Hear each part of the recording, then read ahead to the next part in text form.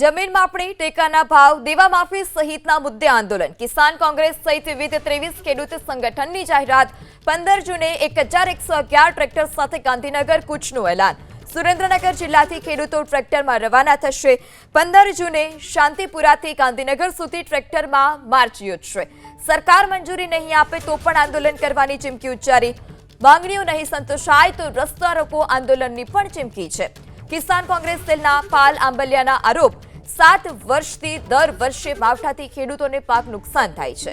મગફળી, કપાસ સહિતના પાકનું ઉત્પાદન ઘટ્યું છે. ખેડૂતો અને પશુપાલકોને યોગ્ય ભાવ નથી મળતા.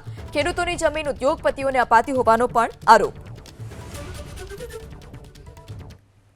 ખેડૂતોની વિવિધ માંગણીઓને લઈ અને ખેડૂતો જેવી રીતે અમે મોરબીથી ટંકારાથી મોરબી ટ્રેક્ટર યાત્રા ચાલુ કરી ત્યારે સરકારને એક ઈશારો આપ્યો હતો કે શાનમાં સમજી જાઓ, નહીતર આ ટ્રેક્ટરની રેલી છે આવનારા દિવસોમાં ટ્રેક્ટરોનો રેલો ગાંધીનગર પહોંચશે અને આવનારા દિવસોમાં ગાંધીનગરમાં ટ્રેક્ટરનો રેલો જે જવાનો છે એના માટે આજે વિવિધ ખેડૂત સંગઠનોના, કામદાર સંગઠનોના, આદિવાસી સંગઠનોના આગેવાનો અહીંયા ઉપસ્થિત થઈ અને આવનારા દિવસોમાં ગાંધીનગરમાં ખેડૂતોના જે પ્રશ્નો છે, પશુપાલકોના પ્રશ્નો છે અને એની માગણીઓ શું છે એ માગણીઓ બાબતે વાત કરવા માટે હું જયેશભાઈને કહું અને એ માગણીઓ સાથે આવનારા દિવસોમાં અમે ગાંધીનગર જવાના છીએ.